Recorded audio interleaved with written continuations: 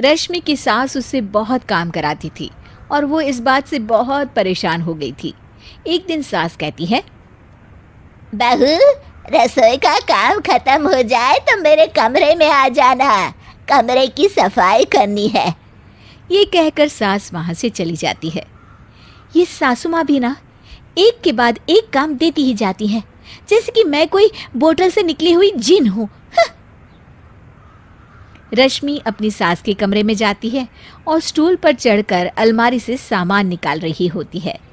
अरे बहू, संभाल कर, मेरा सामान तोड़ मत दियो। वाह, इन्हें अपनी बहू की कोई चिंता नहीं है, सामान की पड़ी है कि वो ना टूट जाए। अब तो इनका सामान तोड़ना ही पड़ेगा। रश्मि सामान हाथ में पकड़ लेती है और नाटक करने लगती है। सास ये देखकर घबरा जाती है। अरे बहू, मेरा सामान बचाकर कहीं गिर न जाए। हाँ हाँ मम्मी जी, नहीं गिराऊंगी आपका सामान। रश्मि का सच में बैलेंस बिगड़ जाता है। अरे मेरा तो सच में बैलेंस बिगड़ रहा है। रश्मि स्टूल से नीचे गिर जाती है और उसका सर बेड से लग जाता है। रश्मि के सर में दर्द हो रहा होता है। वो बेहोश नहीं हुई होती है, लेकिन वो आंखें मूंद कर पड़ी रहती है। ये देखकर उसकी सास घबरा जाती है। अरे बहू, ठीक तो है ना? तो बोलती क्यों नहीं बहू? ये अच्छा मौका है, बेहोशी का नाटक कर लेती हूँ, काम से तो बच जाऊंगी। सास रश्मि को बेड पर लेटा देती है और अपने बेटे सूरज और डॉक्टर को फ़ोन करती है। वे दोनों कुछ ही देर में घर आ जाते हैं। सर पर चोट आने की वजह से ये बेहोश हो गई है। मैं कुछ दवाइयाँ लिख कर देता हूँ, ये मंगा लीजिएगा। उफ, वो ठीक हो जाऊंगी तो फिर से काम करना पड़ेगा। क्या करूं?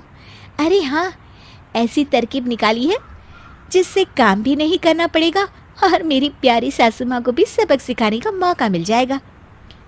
डॉक्टर चले जाते हैं और रश्मि होश में आती है। तब वो बच्ची बनकर याददाश्त खोने का नाटक करने लगती है।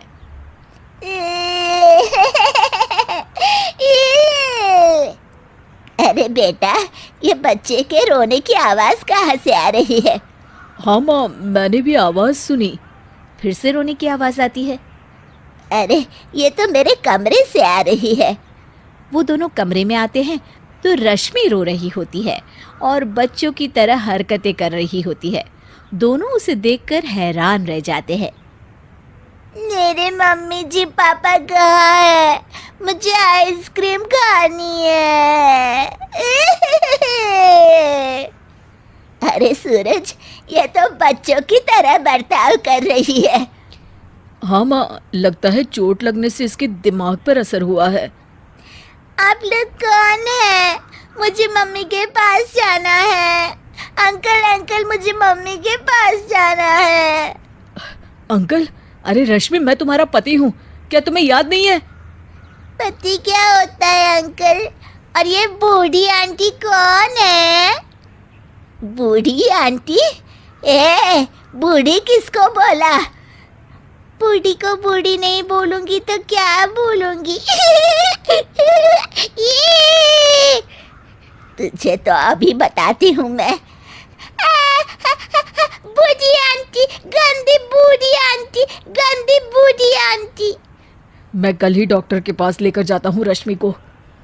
अगले दिन सुबह रश्मि की सास सारा काम खुद करती है और ये देखकर रश्मि को बड़ा मज़ा आ रहा होता है। अरे वाह, इस नाटक में तो बड़ा ही मज़ा आ रहा है। चलो थोड़ी और सेवा करवाते हैं सासू माँ से। आंटी, मुझे ना भूख लगी है। अरे इतनी देर से मेरा सर खा रही है, तेरी भूख नहीं मिटी। अब क्या खाना है तुझे? मुझे चॉकलेट शेक पीना है। अरे मुझे नहीं आता चॉकलेट वाकलेट शेक बनाना।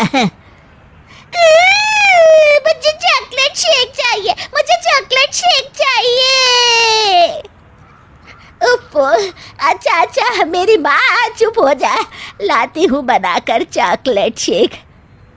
रश्मि अपनी सास से खूब काम करा रही होती है और अपने नाटक का जमकर फायदा उठा रही होती है।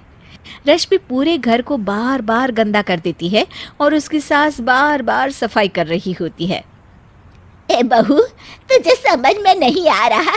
कितनी बार कहा है कि एक जगह बैठ, अभी एक थप्पड़ लगाऊंगी तुझे। रश्मि रोना शुरू कर देती है।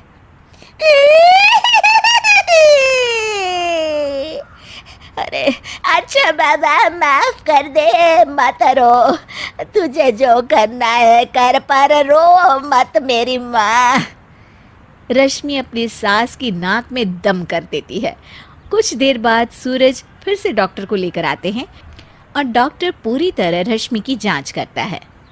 मुझे लगता है कि इनको हॉस्पिटल में ले जाकर स्कैन करना होगा, तभी कुछ पता चल पाएगा। बाप रे, मर गई। ये तो हॉस्पिटल ले जाने की बात करने लगे हैं। नहीं नहीं, मुझे हॉस्पिटल नहीं जाना। नहीं नहीं, मुझे हॉस्पिटल नहीं जाना डॉक्टर अंकल, गंदे अंकल, मुझे नहीं जाना।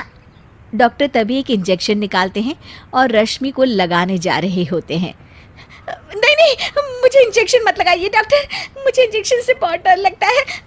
मैं तो नाटक कर रही थी, मैं बिल्कुल ठीक हूँ। डॉक्टर और रश्मि की सास और पति एकदम दंग रह जाते हैं और रश्मि के इस नाटक का हो जाता है